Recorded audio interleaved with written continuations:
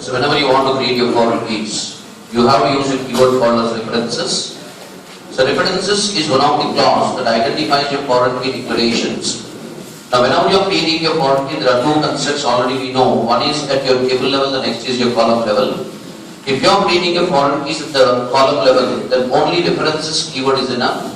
If you are trying to create your foreign key at the table level, then definitely you have to use your foreign key keyword plus the references clause. Both you have to implement.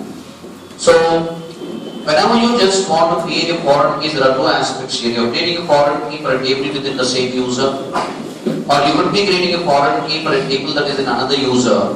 If your table is in some other user and you want to establish a foreign key with one of the table in your user to the next user, you need definitely permissions from your DBA. The references permission should be given to you. If the references permission is not provided, then you cannot create the foreign keys between the two users. That's what you have always remember. And there is one very important concept called as on-delete clause when you are trying to work with your composition of your foreign keys. This on-delete clause is not compulsory, but it is decided with respect to the standards of your DBA, who is trying to analyze on the process of your particular parental-child relationships, and he may guide you whether you need to go for the sake of on-delete clause or not.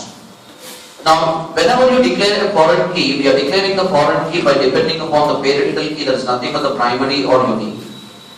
Now, we first start inserting the data into the primary key table, collect all the records that are associated to the parent, and then we'll start collecting the records to the concept of the child tables or the foreign key tables that are available. So, once a primary key foreign key association comes, the process of the application is finalized. It means in which table we have to insert the data first, in which table we have to delete the data first, in which table we should update the data first. There is some sequentiality that is basically followed, and it is definitely considered. Be very clear about that. So, on a technical perspective, when you are trying to work with the concept of your foreign keys, when declaring foreign key, we may need this on-delete clause depending upon the conventions and the analysis done by your DBAs. Now, what does this particular on-delete clause does? On-delete clause always determines how Oracle should manage the parent-child relationships whenever a particular type of data is getting deleted from the parent at any point of time with respect to the corresponding childs that are already existing. Now, let us just try to understand few things in a very simple way. Say like I'm having some data with respect to my EMP table. We'll just pick up a state of the data and we'll try to analyze the construct now. We are having the parental information in the department table. Department table is nothing but a table that contains one of the primary key on department number column. So if these are the records that are basically saying that I have data for the sake of my particular departments in my organization, then there is no such rule that definitely I should have employees to all these departments in my organization. So when I am picking up my data with respect to the standards of the employees, let us say, then if you just watch carefully, I am going with employee number, comma, e-name, and then let me say like MGR, comma, department number, and we are saying from EMP. Now when we are looking into this data, if you just watch from top to bottom the data what we have with us, we have employees for 10th department, we have employees for 20th department, and we have employees for 30th department, but definitely we are not having employees for 40th department, even though 40th department is part of our organization. There is a very clear proof that, but every record that is registered in the parent table, corresponding child should exist is not a rule, may exist. So parent should have a child is not a rule, may or may not. That's the criteria that comes. It means child relation is always affecting to the rule of the data but not to the rule of the structure. Be very clear about that. So whenever you are having a parental record that is inserted, say like 10 is a parental record in my department table, one parent can have multiple different number of childs according to the cross reference of the requirement that is basically arising. all the childs of the parent should be continuously sequentially inserted or updated is not a rule. According to my requirement, it can have. Therefore, a parent should have multiple number of childs is not a rule. May have multiple number of childs. Therefore, whenever you declare a primary key and you declare a foreign key corresponding to the process, it is a one-to-many relationship. But this one-to-many relationship doesn't mean that for every parental record there should be many number of childs. It's not a mandatory, it's not a criteria. It may be existing. Now with these kind of circumstances, you just watch carefully. If I am trying to delete the parental record called as 30 from my department table, this 30 is an independent record in my parent. We don't have any kind of complaint on this, but on this 30th department, definitely I am having n number of child records that are depending. Now, whenever the corresponding parental data is not available, what is the fate of the child records that are existing in the table is one of the questions that arises.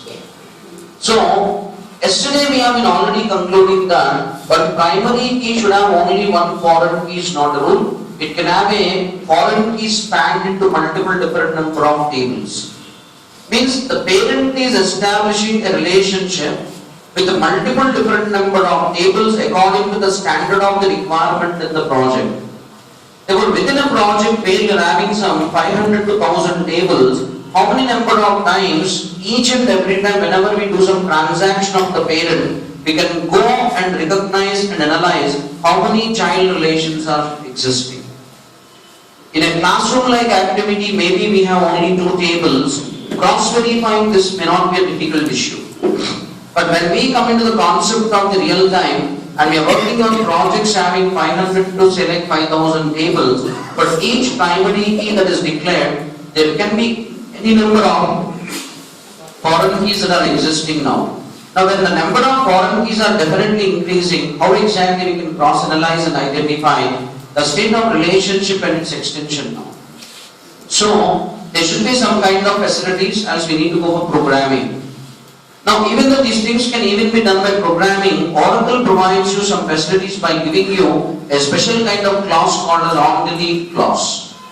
Whenever this on-delete clause is declared on the foreign key column, it has 2 kinds of flavors. One, either it is declared with cascade as an option, or 2, it is declared with set null as an option. When it should be declared as cascade, when it should be declared as set null, many number of times your physical designers, there is nothing which the DBAs will tell you. According to their guidelines, you just follow that. But at a point of time, you will have your own doubt like, why I am definitely following to the concept of this cascade or set null? What could be the reasons behind it? Now for those things, you need to just concentrate for the next 2 minutes on the board. Now let us just take the same tables what we are having and we'll just try to cross-analyze the situation.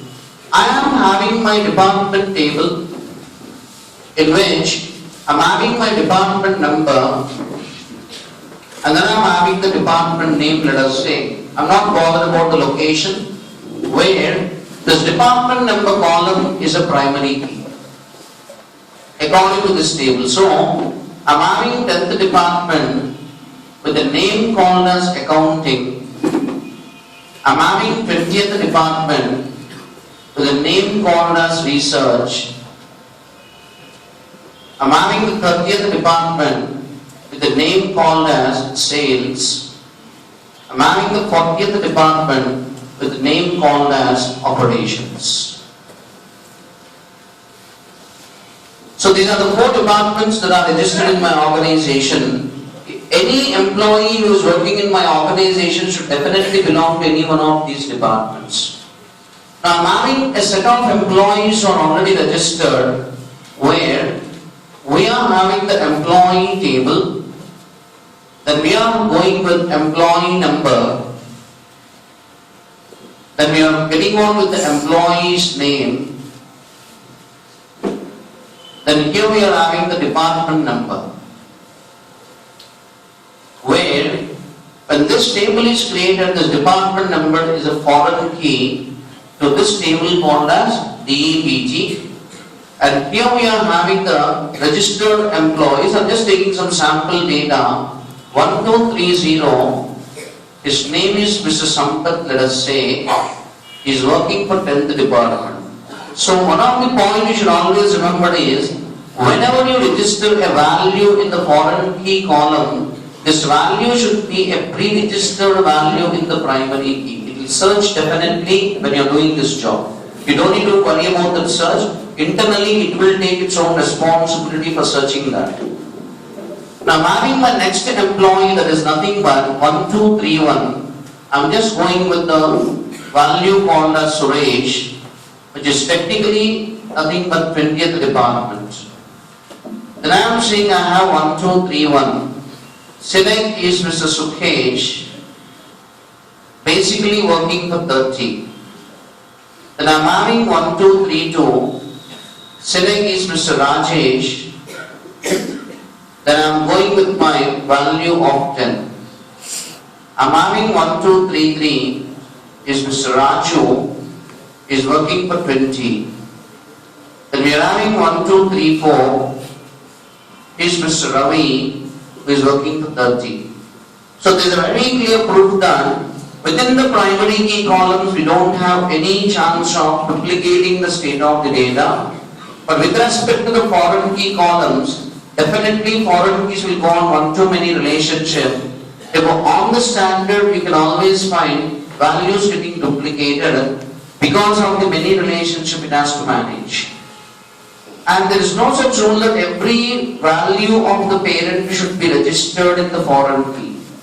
But every foreign key value should be a pre-registered value from the primary key. These are some standard rules you have to check now. So, by insert, foreign key is always depending upon the primary key. So whenever you are inserting the records, if you are not taking the records in the foreign key column, which are absolutely values registered to the primary key, the insert will fail. Now in the same way there will be some other aspects of dependency once again. In that, one of the composition is, suppose say like, we are executing one delete statement now. We are executing one delete statement by saying, delete from the DEPT table, and I am just trying to say where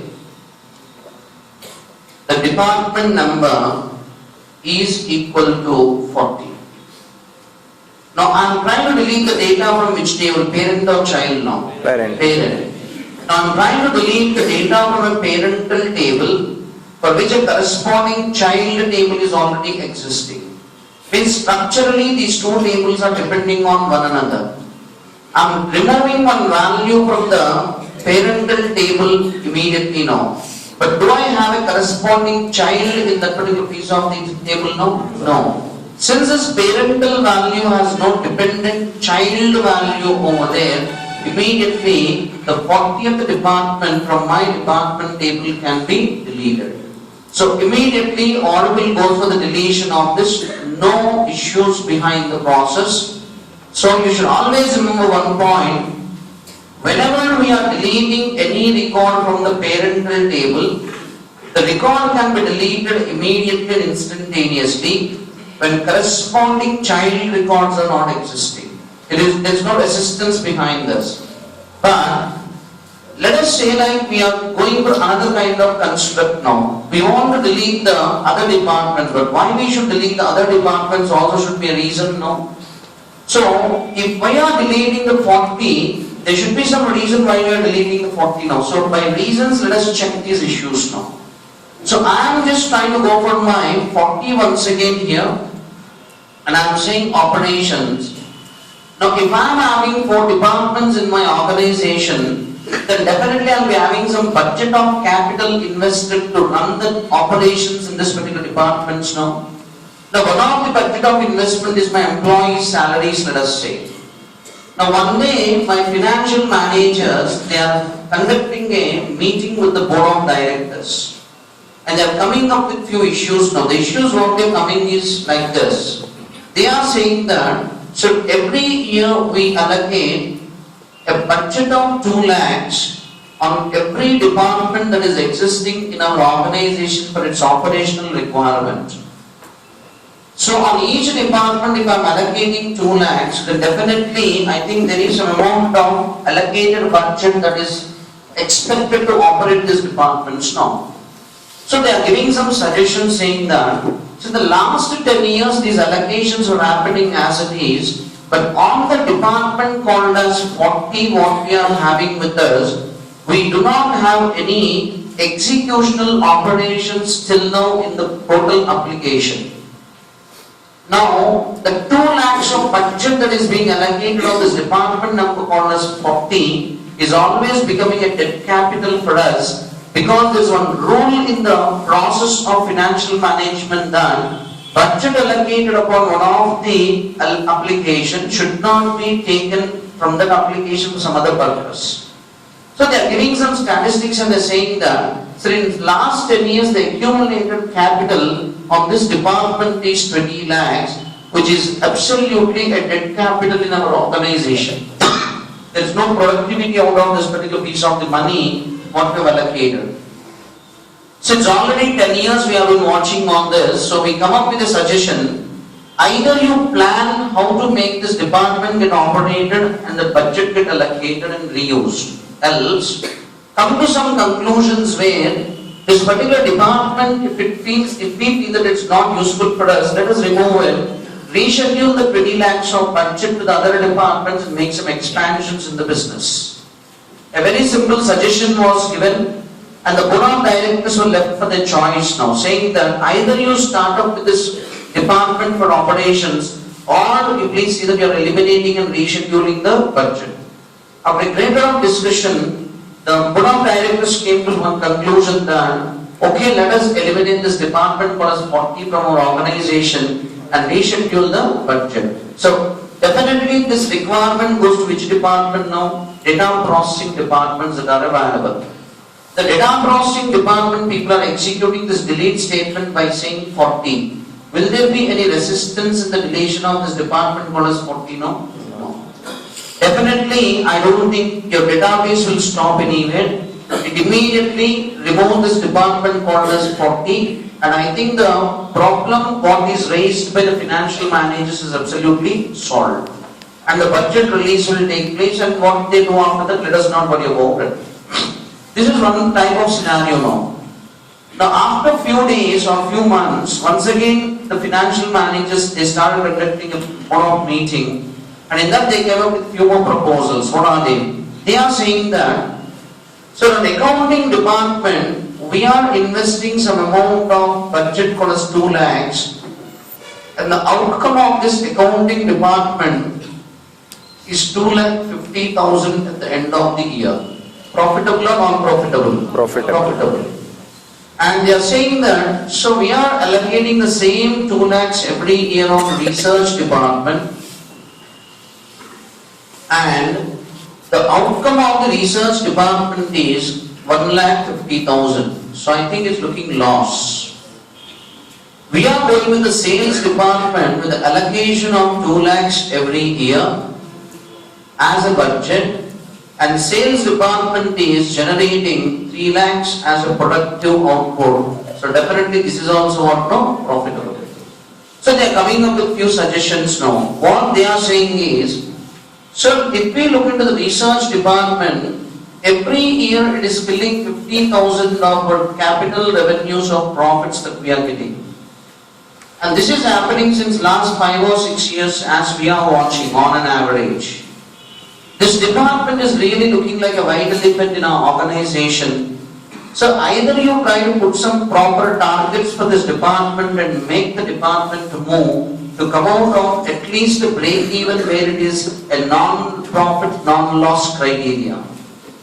So it is neither profitable nor loss. Let us keep it into that state. Else, you suggest this department in such a way that they definitely need to get the profits and what is their target value, you fix it.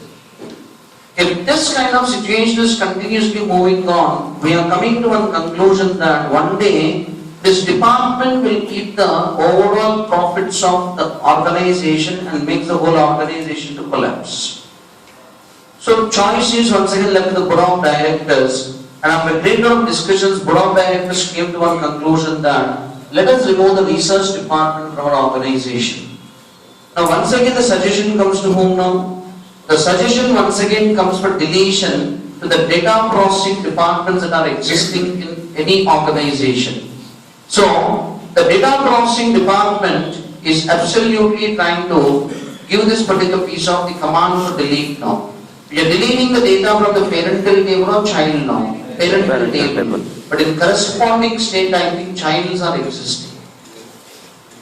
The moment you try to delete a parental record from the primary key table, and if a corresponding child records are found, immediately and instantaneously database returns by giving a message, child keys are found. It will not allow you to delete that particular parental record.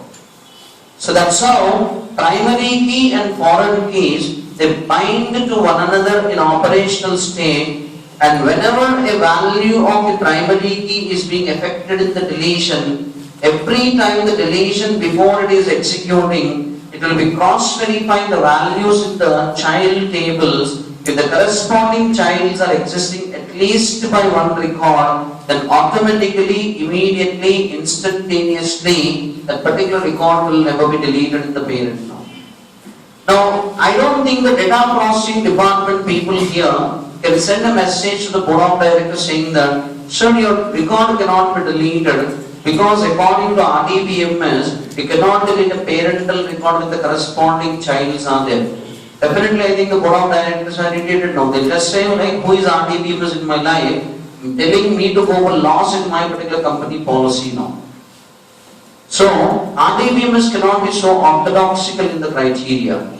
So, in these cases, there are two aspects here. One, either you stop deleting this, but it cannot happen. I have come to conclusion in my business, I want to eliminate this. The second is, you either try to make some arrangement for the childs, and the childs have to get adjusted with the relations, and then definitely go for the deletion of what? The parent. In these cases only, if your database administrator says that on this table, whenever the parental record has to be deleted, definitely the corresponding childs also should be deleted. If he says that your job is to create the foreign key table in such a way that upon the foreign key column where you got the suggestion, you will always keep one concept called as on delete, and then you will say cascade. You will just say cascade. So when you are saying on delete cascade, when you are declaring the foreign key, you are giving very clear suggestion to your Oracle's optimizer that whenever a parental record is being deleted, immediately see that you are deleting the corresponding child records also. So what your Oracle does now, the moment this particular delete is being executed on the department table, it will start searching whether any dependencies for this parental record are existing or not. In how many number of tables the basic dependencies are available. It will go and cross-analyze and search the records in all the tables that are existing. Starts deleting all the tables with respect to those child records first. Once all the child records have been deleted, so you are directly going with the construct of deletion with respect to all the child records of that. Okay, I am just going for 20 here because we are analyzing on that. So when you are going for deletion, all these child records are first deleted. This is automatically done by Oracle. Once the child records have been deleted, it gives a suggestive information to the optimizer. Then optimizer automatically starts deleting the corresponding parental record. This kind of situation is called as on delete cascade. So if my relations are in 1000 tables, in 1000 tables the childs will be deleted. Only for that record on which the dependency is existing. So this is one concept of on delete when you are dealing with a concept called as cascade. But this can't be always acceptable. So why? Every employee should have an employee number or may have an employee number. Should have an employee number. So we are just going with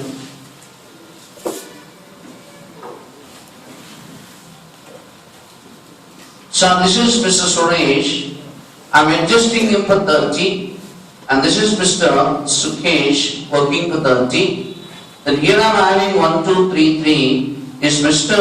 Raju working for say like 10. Okay, this is how I adjusted new records now. Now, every employee should have a manager is not a rule, but definitely may have a manager. So I'm going with my MGR column, but MGR column in your TMP table is a self-relation foreign key to this particular primary key within the same table. Now you just watch, Mr. Sampath is not having any manager, so it is definitely a null. Mr. Suresh is working under Sampath, so his managerial number is 1230. Mr. Sukesh is also working under same Sampath, so his managerial number is also 1230. Mr. Rajesh is basically working on 1231 as a process.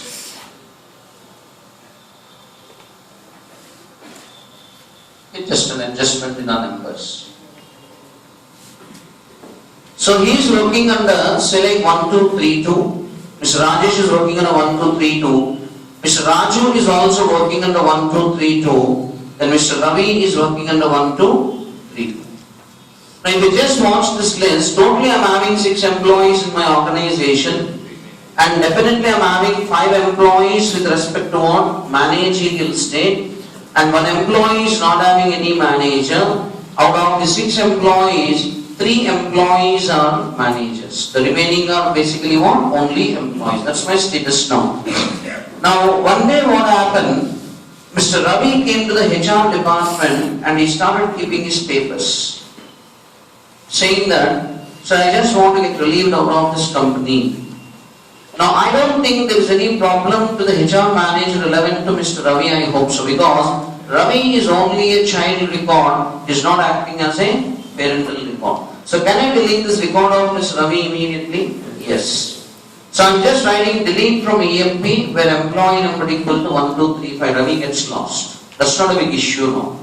But one day what's happening, Mr. Raju is coming into the HR department now, and is coming and saying that, sir, I just want to keep my papers, please relieve me out of the services from this organization. Now, Mr. Raju is a parental record or a child record now? Parental record. How many parents, how many child is controlling now? 1 child. Imagine the HR is telling Mr. Raju, sorry Mr. Raju, we can't accept your resignation. And definitely I think Raju is in big confusion now. He says like, why so? Sorry, you are manager of Mr. Ravi. Until Ravi is not leaving this company, you can't leave the company now. Then I think there is a very useless relationship in RDBMS. And you are saying that there is one very famous theory called as RDBMS, and according to RDBMS only we run our HR policies. So our HR policies definitely saying that if you are a manager, you can't leave the organization until all your employees are not leaving now. Now I think I am locked in my system because of the RDBMS, and you can just imagine this kind of state if RDBMS demands. So you cannot expect on-delete cascade to be a solution always. Imagine I deleted Mr. Ravi and gave him one wonderful notice, you are terminated because your manager is leaving the company now. Now this guy is very big confused now. Why I will be terminated when my manager is leaving my company? So these kind of situations cannot work always. Now imagine one day your luck favored, and if suppose say like Mr. Sampath is coming and saying that I am resigning now. There will be nobody in the company first of all. If Sampath has to be removed, then definitely you should see that you are removing Suresh and Sukesh. If Suresh can be removed, it's not a big issue, but when you want to remove Sukesh, you have to remove Mr. Rajesh and Raju. Now Rajesh can be removed, it's not a big issue, but if Raju has to be removed, Mr. Ravi has to be removed, then I don't think there is anybody in the company first of all, if you are going to cascade. Therefore, there are certain situations where we can always say, or we will always say, on delete in this kind of situation is set null. So what we are saying now, if Mr. Raju says that I want to resign from the company, Now definitely I have to delete this record from here, let us say. Then technologically, this managerial state that is available in Ravi should be adjusted. So Ravi is currently having the parent or is not having the parent? Currently Ravi is having the parent. But if I remove this particular Raju, he will lose the parent. Then he was having a parent, now he will be made in such a way that he is not having the parent. That is the only reason, the only value that can be managed in the foreign key column, which can never be managed in the primary key column, is null value. So foreign key column should contain everything what the primary key contains, but only one excess criteria that is allocated is nulls can be there in the foreign key. If you are not expecting your foreign key to contain nulls, then you have to declare not null separate.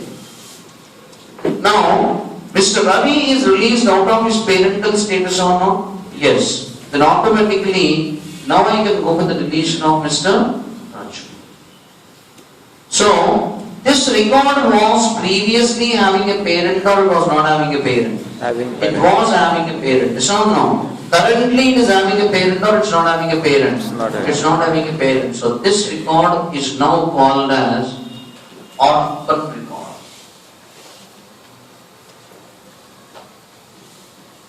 This is called as orphan record. That's how a question may come. Can you tell me what are orphan records in databases? So orphan records are nothing but such kind of records that are not having any parental state. They could be having parental state previously, but they have lost the parental state because of some kind of requirement that has arisen. So this record became an orphan record. Now this Mr. Ravi will never have any manager, or he can be adjusted for another manager later on. He can be adjusted for another manager later on. Means I am updating Mr. Ravi once again, and this null is now getting updated with, suppose say like 1, 2, 3, 2. So if I am giving this 1, 2, 3, 2 to get adapted into this particular column, once again let us say after update. Once again Ravi is having the parent or is not having the parent now? Is having the parent. He was having the parent, he lost. He became orphan record. He is adjusted once again with the parent now. Now this record becomes what? Adapted record. Okay? So we call this kind of record as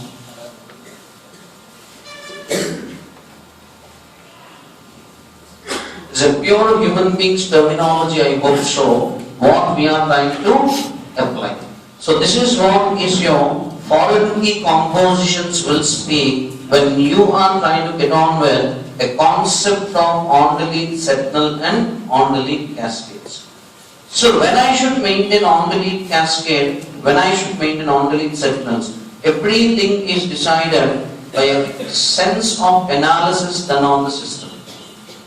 Nothing is definitely something like granted. We have to do the analysis, which column is looking suitable for which kind of relation, and apply to the state of that particular relation only. You cannot by heart on the process. So look into these standards as quick as possible when you are trying to work out.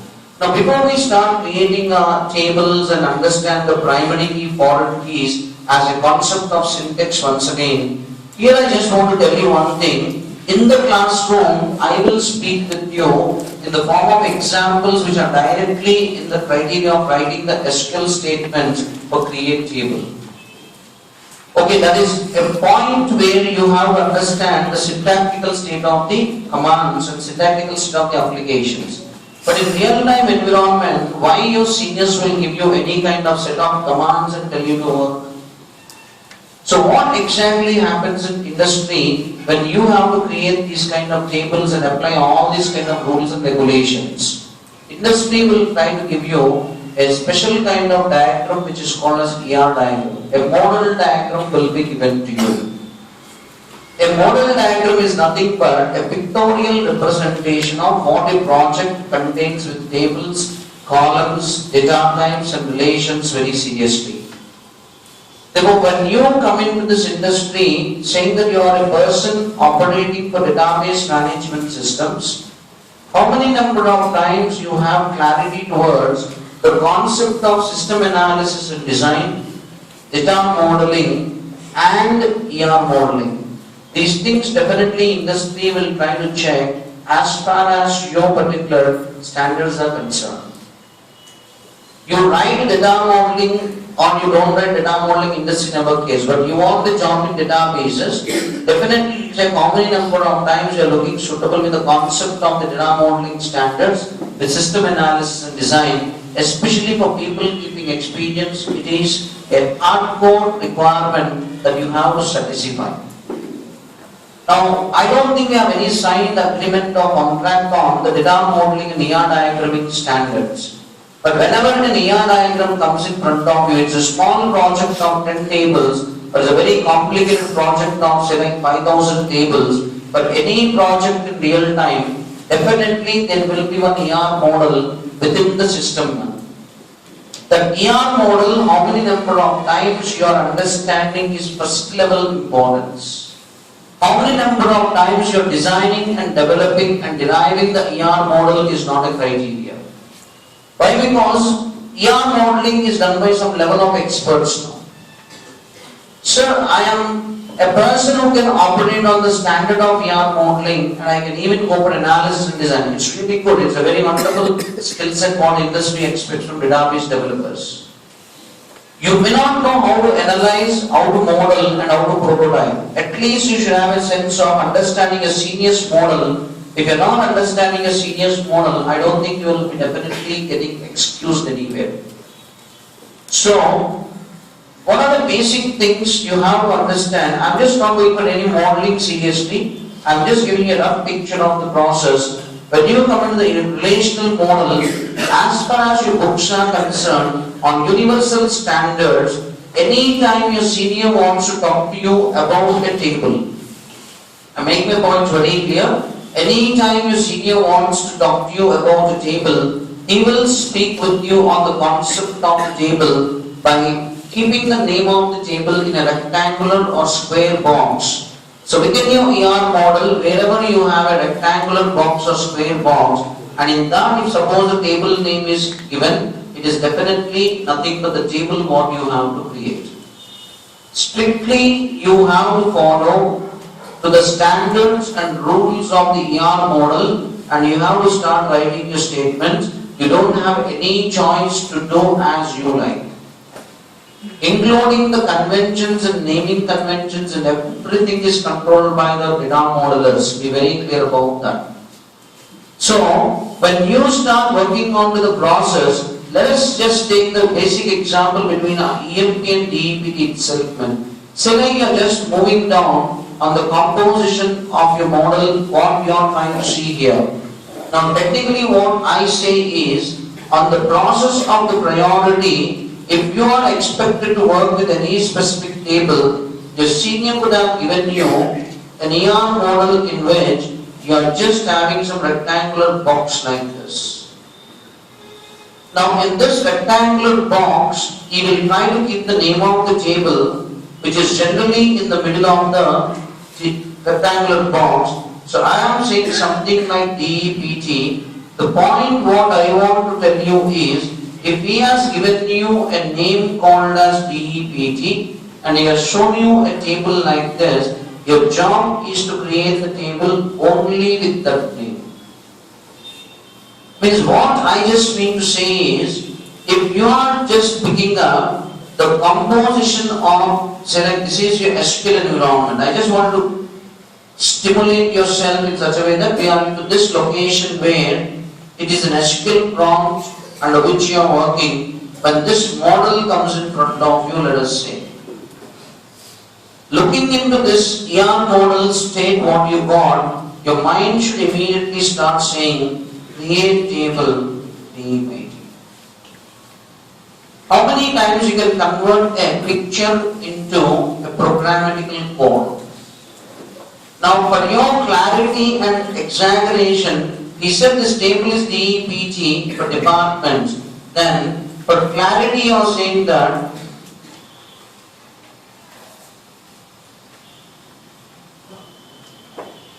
and you're saying that you'll give the table name like this, it's not accepted. You cannot take any table name as you like. That's what I'm saying. As a student, what kind of liberty you have? As a professional programmer, you don't have that liberty. Your system analysts and the modelers will control every piece of action from you. So he says DEPT, you have to say DEPT, that's all. Now, this table can have 1 or 2 columns or many columns now. According to universal standards, a column is represented as an ellipse. So in the universal ER modeling diagrams, a column will be in the form of an ellipse. So if he is following the universal standards in the process, then in such kind of cases he will come out with a column by representing that in the form of an ellipse. Where within this he will be mentioning the corresponding column name. He will be mentioning the corresponding column name. There is nothing but say, like I said, department number, and he gives you. If he said that this is department number and you are expected to follow through the process as it is, there is nothing like you can take any choice of your own now. And he will just simply go and interconnect this particular table with your attribute that is basically available with a simple line that shows that this is one of the column to which you have to operate on the constructs.